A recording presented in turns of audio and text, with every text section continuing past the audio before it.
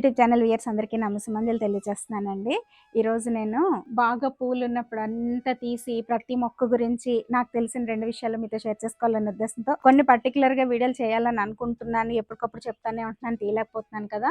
ఇప్పుడైతే తయారు చేసిన వీడియోకి 2 మాటలు చెప్పాలన్న ఉద్దేశంతో ఈ వీడియో ద్వారా ఓన్లీ నేను ఎస్పెషల్లీ రాధా మనోహరం ఈ మొక్క గురించి 4 విషయాలు, దీన్ని ఎలా పెంచుకోవడం ఎంత ఈజీయో, దీని అందం ఎంత అన్నివన్నీ 2 మాటల్లో చెప్పాను. దాంతో పాటుగా మనల్ని ఫాలో అవుతున్న ఉమెన్ కొంచెం జాగ్రత్తగా ఉండండి అన్న 2 మాటలు కూడా మీ ఎస్పెషల్లీ నా ఫాలోవర్స్ కోసం నన్ను ఇష్టపడే వాళ్ళ కోసం నాకు తెలిసిన విషయాలు మీతో షేర్ చేసుకోవడం జరిగింది. అసలు ఈ మొక్క గురించి నేను ఎక్కడో విన్నాను, దీన్ని చాలా అందంగా కట్ చేసుకుంటా ఉంటే బాగా పెరుగుతుంది అన్నారు.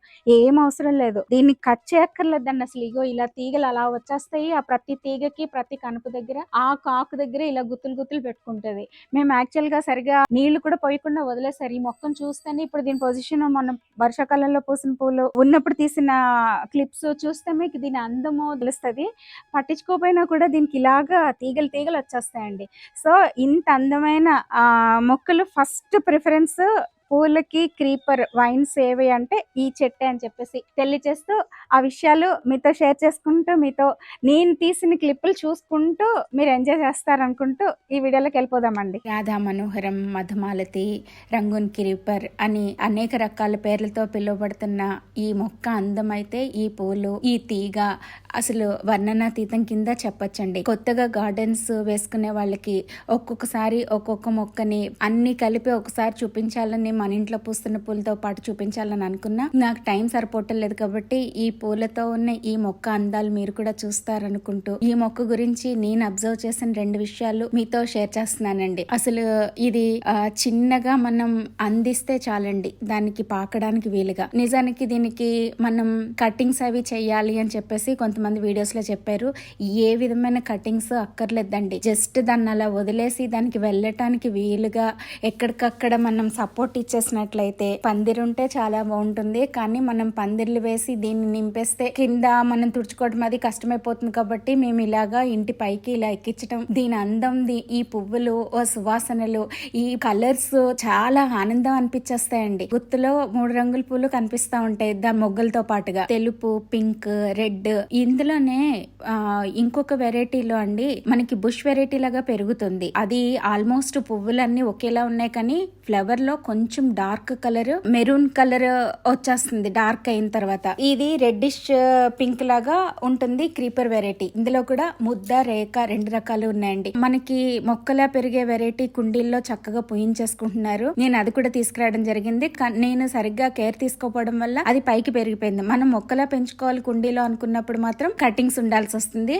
క్రీపర్ కింద, వైన్ కింద దాన్ని మనం పైకి వదిలేద్దాం అని అనుకున్నప్పుడు దానికి అది ఇష్టం వచ్చినట్టు పెరిగిపోతుంది అవకాశం ఇస్తే. ఇంకొక విషయం నేను దీనిలో అబ్జర్వ్ చేసిందండి, ఈ మొక్క మొదల్లో అతి తక్కువ కాలంలోనే పూలు పూసేసిన ఈ మొక్కకు మాత్రం మొదల నుంచి పక్కగా దూరంగా వేర్లను బట్టి మొక్కలు వచ్చేస్తున్నాయండి. మనం ఆ మొక్కలు తీసుకునే ప్రొపగేట్ చేసుకుని ఎవరికైనా కావాలంటే గిఫ్ట్ కింద ఇవ్వచ్చు. లేదంటే మనమే ఇంటి చుట్టూ కూడా 4-5 మొక్కలు పెంచుకోవడానికి ప్లేస్ ఉంటే మాత్రం పెంచుకోవచ్చు. ఆ పక్కనున్న సైడ్ కు వచ్చిన మొక్కలన్నీ వదిలేస్తే మెయిన్ మొక్క బలం తగ్గుతుంది అని నేను వినటం జరిగింది. సో కొంచెం కేర్ తీసుకుంటే చాలు, విపరీతంగా గుత్తులు పూస్తూ మనసుకు ఆనందాన్ని, అసలు దీని సువాసనలు కూడా చాలా ఆనందాన్ని ఇస్తాయని చెప్పేసి నేను మీకు తెలియజేస్తున్నాను. మట్టి విషయానికి వచ్చేసరికండి కొంచెం సాయిల్ లో ఇసుక పాళ్ళు ఎక్కువగా ఉన్నట్లయితే సరిపోతుందని నాకు అనిపించింది. వేరు చాలా ఫాస్ట్ గానే గ్రోత్ ఉంటుంది దీనికి కూడా.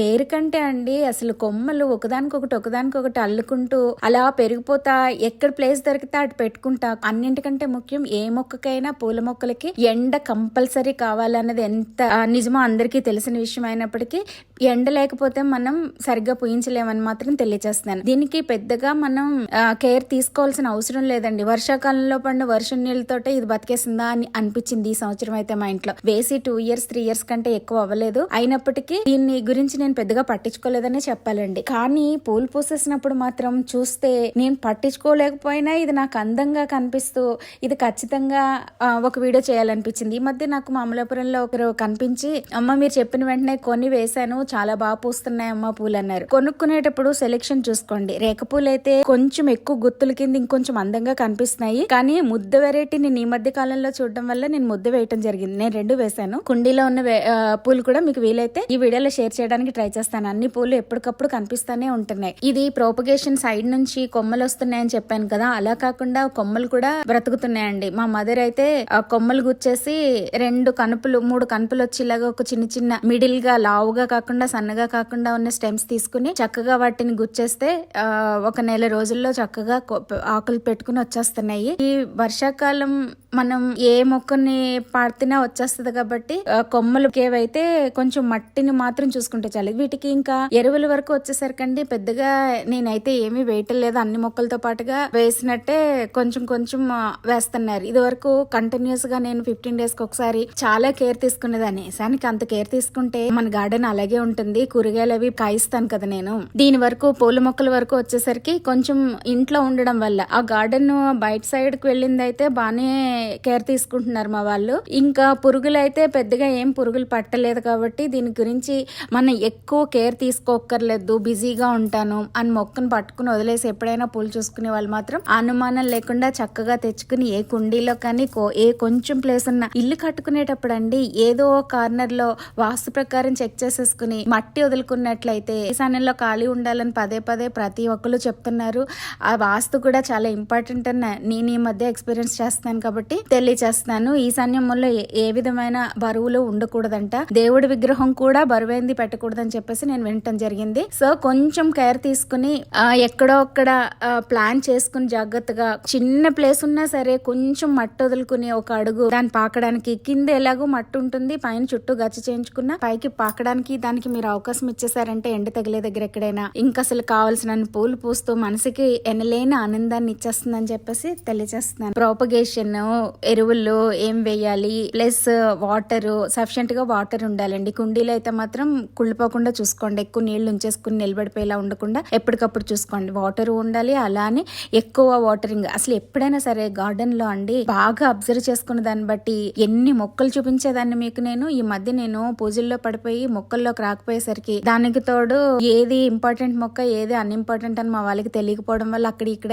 ఎక్కడ మార్చడంలో చాలా వరకు గార్డెన్ దెబ్బ తినేసింది. మనం 100 పెట్టి కొనుక్కొస్తున్న మొక్కలు ఏం తక్కువ రేట్లు లేవు కదా. చాలా జాగ్రత్త తీసుకుని చాలా జాగ్రత్తగా ఒక మొక్కను పాతేటప్పుడు ఇంట్లో ఉన్న అందరూ దాని వాల్యూ ఏంటి, అది ఏం మొక్క, ఎందుకంటే రకరకాల ఆకుల్లో కొన్ని ఆర్నమెంట్ ప్లాంట్స్ లా కనిపిస్తున్నాయి పూల మొక్కలు కూడా. సో కొంచెం జాగ్రత్తగా అందరూ కలిపి ప్లాన్ చేసుకుని పాతుకుంటే ఒక్కొక్కరు గార్డెన్ ఇంకొకరు వచ్చినప్పుడు చూడడానికి తెలియక ఆ మొక్క ఇది అనుకుని పీకేసి ఛాన్సెస్ వస్తాయి. కాబట్టి మొక్కల్ని అసలు ప్రాణంలా పెంచుకోవచ్చండి. మొక్కలు మనతో మాట్లాడతాయండి. మొక్కలకి మనం రోజు అలా వెళ్ళి చల్లగా గాలి అలా వేస్తాయేమో, నేను అప్పుడప్పుడు వెళ్తుంటే ఎందుకు రావట్లేదేమో అని అడుగుతాయేమో అని అనిపిస్తా ఉంటది మా ఈ సందులో తిరుగుతా ఉంటే. నిజానికి అన్ని మర్చిపోయి ఎంత స్ట్రెస్ ఉన్నా మర్చిపోయి హాయిగా స్పెండ్ చేయొచ్చండి. గార్డెనింగ్, వాకింగ్, బాడీకి ఎక్సర్సైజ్ ఇవన్నీ ఎలా ఇంపార్టెంటో మనకి ఈ మొక్కలు పెంపకం కూడా అంతే ఇంపార్టెంట్ అని పనిలో పనిగా ఇప్పుడు మా గార్డెన్ ఉన్నది కూడా మీకు చూపించేస్తున్నాను. గార్డెన్ ప్లాన్ చేసుకునేటప్పుడు ముందుగానే సాయిల్ అంతా మీది కరెక్ట్ గా ఉందో లేదో చెక్ చేసుకోవడం చాలా ఇంపార్టెంట్. మీకు మొక్కలు కొనుక్కుని తెచ్చుకునే ముందు ఇవి పెంచగలుగుతామా లేదా, మన ఇంట్లోకి ఎండ వస్తుందా లేదా అన్నది కూడా చాలా ఇంపార్టెంట్. ఎండ రానప్పుడు ఎండలో పెరిగే మొక్కలను మాత్రమే తెచ్చుకుని, ఆర్నమెంటల్ ప్లాంట్స్ ఎస్పెషల్లీ తెచ్చుకుని పెంచుకున్నట్లయితే అవి చనిపోకుండా ఉంటాయి. చాలా డిసప్పాయింట్మెంట్ వచ్చేస్తా ఉంటదండి గార్డెన్ పెంచేటప్పుడు. ఆ మొక్కలు ఆకులు ఎండిపోతున్నా లేకపోతే కొమ్మలు ఏమైనా విరిగిపోయినా చిన్న దెబ్బ తిన్నా కూడా మనం తట్టుకోలేకపోతా ఉంటాం. ఎందుకంటే డబ్బులు పెట్టామన్నది ఒకటి, ఎంతో ప్రేమగా తెచ్చుకుంటాం రెండోది. సో మొక్కలు పెంచుకునే వాళ్ళకి ఎక్కువ ఎక్స్పీరియన్స్ ఉన్న వాళ్ళ కోసం కాకుండా నేను కొత్తగా గార్డెన్ పెంచుకోవాలి, 2-3 మొక్కలు ఇంట్లో ఉన్నా కూడా పెరిగే అందం ఏంటో మనం చూడాలి అనుకున్న వాళ్ళ కోసం ఎస్పెషల్లీ వీడియో చేయటం జరిగింది. దగ్గరగా నేను సంవత్సరం నుంచి అనుకుంటున్నాను మన ఇంట్లో పెరుగుతున్న క్రీపర్స్ అన్ని చూపిస్తూ, వీటితో పాటుగా ఏవేం పూలు పూస్తున్నాయో చూపిస్తూ, వాటి ఇంపార్టెన్స్ అన్ని ఒకే సీజన్ లో పూసే పూలన్నీ ఒకేసారి మీకు చూపించాలి, అలా వీడియో చేయాలి అని అనుకున్నా. చేయలేకపోతున్నాను, నాకు టైం సరిపోవట్లేదు అన్న విషయం అర్థమయ్యి ఇప్పుడు కేవలము ఒక్కొక్క మొక్క గురించి చేయాలి. ఎప్పుడు పూలు కనిపిస్తే అప్పుడు 4-5 క్లిప్స్ తీసుకుని చేసుకుని మీ ముందుకు తీసుకురావాలనే ఉద్దేశంతో ఈ వీడియో ద్వారా మీ ముందుకు రావటం జరిగిందండి. ఎటువంటి మొక్క అయినా సరే మనం పెంచాలి అంటే మాత్రం ముందు ముఖ్యంగా మనం అబ్జర్వ్ చేసుకోవాల్సింది ఎండ ఎంత ఇంపార్టెంటో మట్టి కూడా చాలా ఇంపార్టెంట్ అండి. మట్టి ఒకవేళ మొక్క పెరిగిన తర్వాత ఎరువులు లేకుండా ఏ మొక్కని పూయించలేం. ఎరువులు కొనడానికి డబ్బులు వేస్ట్ అవుతున్నాయి అంటే మన ఇంట్లో వంటింట్లో వేస్ట్ రోజు కూరగాయలు చేసిన బియ్యం కడిగిన నీళ్లు, పప్పులు కడిగిన నీళ్లు అవి పట్టుకెళ్ళిపోయి అవి మీరు నిలువ పెట్టి పెడితే ఎక్కువ రోజులు 2-3 రోజులు ఉంచి వేస్తే ఎక్కువ బలం ఉంటుంది. కానీ ప్రతిరోజు అవన్నీ చేయటం కష్టం అనుకున్నది కడిగిన నీళ్లు, బియ్యం కడిగినవి, పప్పులు కడిగినవి, కూరగాయలవి అవన్నీ యాజ్ ఇట్ ఈస్ గా పట్టుకెళ్లి మొక్క మొదల్లో వేసేస్తా ఉంటే కుండీల్లో కొంచెం మట్టి పక్కకు తీసి ఈ కూరగాయలని తుక్కు అంతా పెట్టేస్తే కూడా అది మంచి ఎరువు అండి. నిజంగా కొనుక్కొచ్చిన ఎరువుల కంటే ఇవి చాలా మంచి ఎరువుల కింద మొక్కలకి ఉపయోగపడుతున్నాయి. కాబట్టి చిన్న చిన్న కేర్ తోటే మనం ఎంతో మనసుకి ఆనందం పొందొచ్చు అని ఈ గార్డెనింగ్ ద్వారా నేను అబ్జర్వ్ చేసిన విషయం మీకు అందరికీ తెలియజేస్తున్నానమ్మా. నేను ఈ మధ్య కనకాంబరం మొక్కలు కొనుక్కురావడానికి వెళ్ళానండి. చిన్నప్పుడెప్పుడో నా ఫ్రెండ్ గుర్తొచ్చింది నాకు ఆ మొక్కలు చూడగానే. అసలు వాళ్ళ మదర్కి ఇంక ఎంత పిచ్చి అంటే ఇంటర్మీడియట్ లో భారతి అని ఒక 1 year చదివింది నాతో ఫస్ట్ ఇయర్. తర్వాత సెకండ్ ఇయర్ లో వాళ్ళ డాడీకి ట్రాన్స్ఫర్ అయిపోయిందని వెళ్ళిపోయింది కొత్తపేటలో. కానీ ఆ అమ్మాయి వాళ్ళ మదర్ అంటండి కనకాంబరం మొక్కలకి అసలు చచ్చిపోతాయేమో అని భయంతో కుంకుమ బొట్లు పెట్టి కొబ్బరికాయలు మొక్కుకునేవారండి దేవుడికి. అంత పిచ్చోళ్ళు ఉంటారు మొక్కలంటే. నాకు కనకాంబరం పూలు ఎప్పుడు చూసినా నేను మొక్కలు పాద్దామని ఎప్పుడు వచ్చినా నేను కూడా బాగానే పూయించానండి. లాస్ట్ 2 years నుంచి పూస్తున్నాయి. కానీ నేను కొంచెం కోసి దేవుడికి పెట్టడం అన్ని చిన్న చిన్న పూలు కదా, మా వాళ్ళు కొయ్యరా మందారాలు, బిల్లు దళాలు తీసుకొచ్చి ఇచ్చేస్తా ఉంటారు. కానీ కనకాంబరం పూలు, మల్లెపూలు అవి కలిపి కట్టి అవన్నీ కుండీల్లోనే బాగా పూయించేదానండి నేను రామకృష్ణాపూర్ లో ఉన్నప్పుడు. బట్ ఇక్కడికి వచ్చిన తర్వాత వర్క్ ఎక్కువైపోవడం వల్ల అన్ని వైపులా చూడలేక వదిలేసాను. కానీ కనకాంబరాలు పూల మొక్కలు కూడా మనకి సరదాని ఇస్తాయండి. ఆ మొగ్గు ఎప్పుడు వస్తుందా, పూలు ఎప్పుడు పూస్తాయా అని రోజు వెళ్ళి చూసుకుంటా ఉంటాం. నిజంగా మానసిక ఆనందం చాలా ఎక్కువ అండి. మనుషులకి స్ట్రెస్ ఎంత ఉంటది ఈ రోజుల్లో. ఇంట్లోంచి బయటకు అడుగు పెడదామా అన్నా కూడా ఇంట్లోంచి బయటకు వెళ్ళడానికి కూడా కాలు కదపలేని పరిస్థితి, టెన్షన్స్. మన మనుషులే మనల్ని ఇబ్బంది పెడుతూ బాధ పెడతా ఉంటారు. ఇలాంటి పరిస్థితుల్లో మన మనసుకి మన ఇంట్లో మనం పెంచుకుంటున్న మొక్కలు ఇచ్చే ఆనందం చాలా ఎక్కువ ఉంటుందండి. ఈ సందర్భంగా నా ఛానల్ చూస్తున్న ఉమెన్ ఎక్కువ మంది ఉంటున్నారు. నా చిన్న జీవితమో పెద్ద జీవితమో నాకు తెలియదు కానండి, ఈ జీవిత కాలంలో నేను చూసిన ఆడపిల్లల జీవితాలు మనసుకి ఎక్కడెక్కడో కష్టం అనిపిస్తా ఉంటాయి. అసలు అన్ని వదిలేసుకుని ఇంటి కోసమే, వాళ్ళు కట్టుకున్న వాళ్ళ కోసమే బ్రతుకుతున్న అమ్మాయిలను కూడా హెరాస్ చేసేసి నరకం చూపించేస్తున్న మనుషులను చూసినప్పుడు మనసుకి చాలా కష్టం అనిపించింది. ఇదేంటి మొక్కలు చూపిస్తూ రాధమ్మ ఇలా చెప్తుంది అని అనుకోవద్దు. ఎప్పటి నుండో అన్ని వీడియోలు చేయాలనుకుంటున్నా మీ రాధమ్మ ఖాళీ ఉండదు కదా, అందుకని ఇప్పుడు ఒక చిన్న మెసేజ్ లాగా చెప్పాలనుకుంటున్నా. మనం ఎంతో ప్రేమ, ఇష్టం అన్ని పెంచుకుంటాం వాళ్ళ మీద, వాళ్ళకి మాత్రం అది ఇంచి కూడా అర్థం కాదు. నిజంగా గత జన్మల్లో తప్పించిపోయిన మనుషులే ఇప్పుడు మనకి దొరుకుతారండి. కానీ వాళ్ళకి ఈ జన్మ ఎత్తిన తర్వాత మన విలువ తెలియదు. కొత్త కొత్త బంధాల కోసమో వేటి కోసమో ప్రాకులాడుతూ ఉంటారు. దగ్గరున్న విలువైన, పవిత్రమైన, అపురూపమైన ప్రేమను అందుకోవడానికి అర్హత లేకుండా కోల్పోతా ఉంటారు. అలాంటి వాళ్ళ కోసం నేను ఒక మాట చెప్పాలనుకుంటున్నా. ఏడుస్తున్నారు, ప్రేమ ఇవ్వలేదు, నేను ఇంత ప్రేమించినా, నన్ను ఇంత ప్రేమగా చూసినా నన్ను అసలు అర్థం చేసుకోవట్లేదు అని బాధపడతా ఉన్న అమ్మాయిలు, అసలు అంత కష్టపడి పని చేసిన అమ్మాయిని పట్టుకుని ఒకడు ఇష్టం వచ్చినట్టు తిడుతుంటే నాకు షాక్ అయిపోయాను, మాటలు రాలేదు. ఇలాంటి వాళ్ళు ఎంతో మంది తగులుతున్నారు. కోర్టు కేసుల్లో చూడడం ఒక ఎత్తు అయితే కళ్ళ ముందు చూడడం ఇంకొక ఎత్తులా అనిపించి అటువంటి అమ్మాయిల కోసం చిన్న మాట చెప్పాలనిపించింది. అసలు జీవితం ఎవరి కోసమో కాదండి, మన కోసం, మన జీవితం. మనం భగవంతుడిని తెలుసుకోవడం కోసం, భగవంతుడి చరణాలను చేరటానికి అన్న దీంతో మనం ఈ జన్మనెత్తుతాం. కానీ పుట్టిన తర్వాత అన్నింట్లో పడి కొట్టుకుంటూ ఏంటో ఇదే జీవితం అనుకుంటూ మాయలో బ్రతికేస్తూ ఉంటాం. అందుకే ఎవరూ నాకు ప్రేమనివ్వలేదు అని ప్రాకులాడకుండా మనమే వాళ్ళకి ప్రేమనిద్దాం. మనకి వాళ్ళకి అర్హత లేకపోతే మన ప్రేమ అంతా పట్టుకెళ్ళి అమ్మ మీద పెట్టేద్దాం.